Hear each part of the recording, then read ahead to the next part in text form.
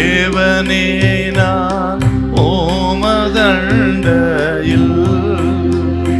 இன்னும் நெருங்கி சேர்வதே என் ஆவல் பூமியில். யோசுவா 1:3.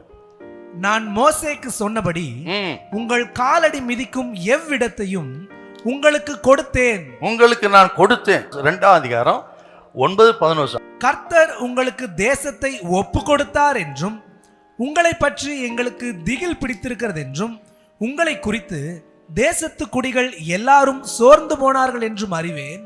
ராகாப் சொல்றாங்க, அந்த எரிகோவுக்குள்ளே இருக்கிற ஜனங்கள் இப்படி இருக்கிறாங்க. வேவுக்காரர்கள் போய் பார்க்கறாங்க. அவங்களுக்கு தான் சொல்றா, அப்படி உங்களை குறித்து உங்கள் தேவனாகிய கர்த்தரை குறித்து நாங்கள் கேள்விப்பட்டு எங்கள் இருதயமெல்லாம் கரைந்து போய்விட்டது. ராஜான்னு சொன்னா அவன் என்ன பண்ணணும்? இந்த சோதனை யுத்தம் வந்தா ஏத்து நிக்கணும். ராஜாவின் இருதயமே கரைந்து போய்விட்டு சொன்னால் காரணம், நாம் ஆராதிக்கிற தேவன் ராஜாதி ராஜாவா இருக்கிறாரு, அவர் வல்லமுள்ள தேவன் அப்படின்னு அவனுக்கு தெரிஞ்சு போச்சு. அவனுக்கு தெரிந்து விட்டு அந்த பட்டணமே பயந்து நடுங்கிருக்கு. இது முதல் வெற்றி. ஆண்டவர் சொல்றாரு, கொடுத்துட்டேன்.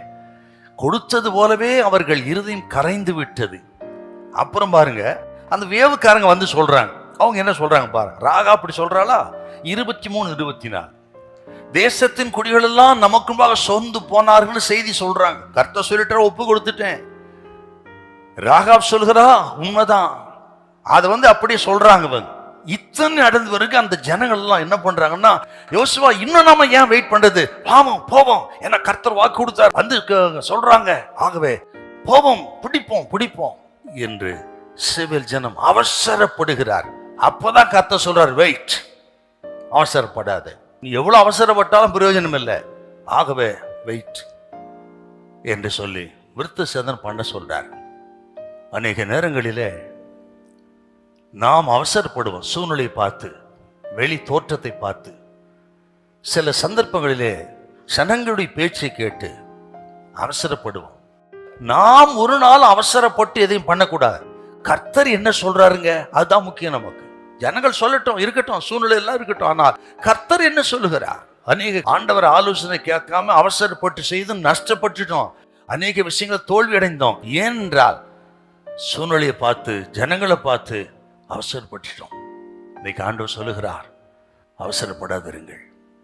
ஆண்டவர் என்ன சொல்றான்னு கேளுங்க. எதையும் ஆண்டவர் சொல்றபடி செய்வோம், காரியம் வெற்றியாய் முடியும். ஹல்லேலூயா, ஹல்லேலூயா.